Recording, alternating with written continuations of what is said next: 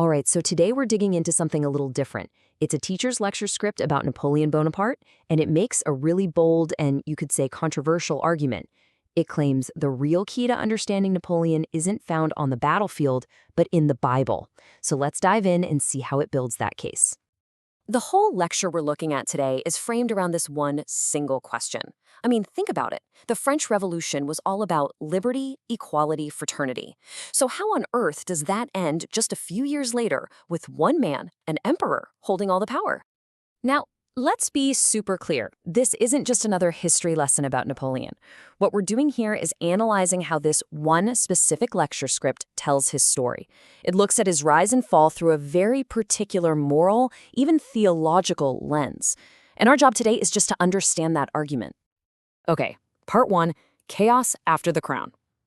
The lecture's argument kicks off right here, in the absolute anarchy that exploded after the king was executed. It claims the revolution didn't just get rid of a leader, it created this huge, dangerous void right in the heart of France. And this idea of a power vacuum is absolutely central to the lecture's point. It's arguing that France wasn't just leaderless, it was rudderless, like a ship in a storm. Once the monarchy and all the old ways were gone, the nation lost its political compass, and according to this source, its moral one too. And I mean, just look at this timeline. It paints a pretty bleak picture of that chaos. First, you get the Reign of Terror, which is as brutal as it sounds. That's followed by the Directory, a government this lecture basically calls corrupt and totally ineffective.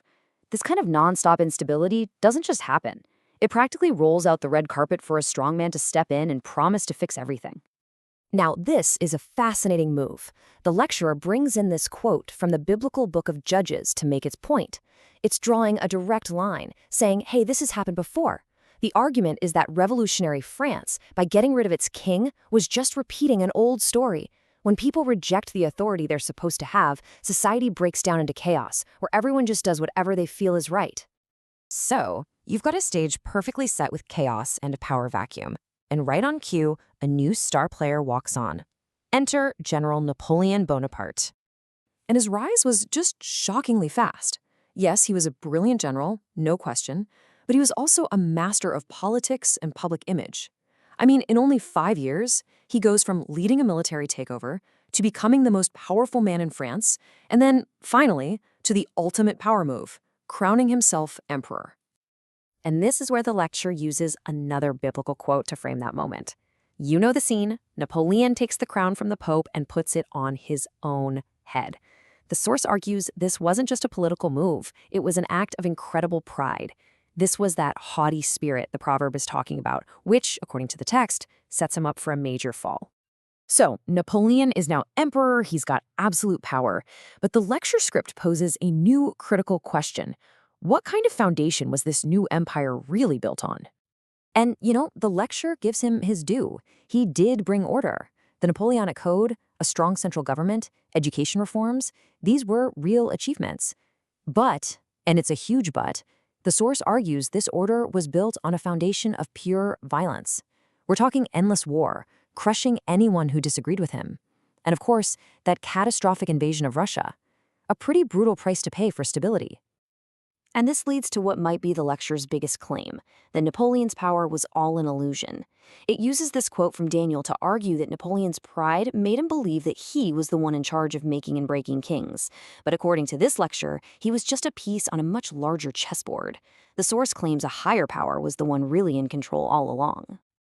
Okay, so this brings us to the final part of the lecture we're analyzing. This is its ultimate judgment on Napoleon, his reign, and the revolution that made him possible.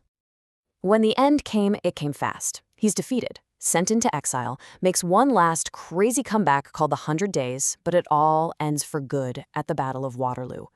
For this lecture, that's not just a military loss. It's the inevitable ending promised by that proverb about pride. The fall finally came. So what's the big takeaway from this lecture?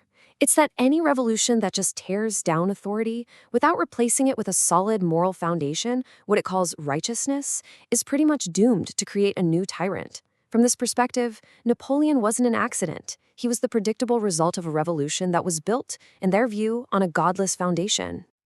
And building on that, the argument gets even sharper. It claims that those powerful ideals, liberty, equality, fraternity, they are destined to fail if they're cut off from some kind of divine moral framework.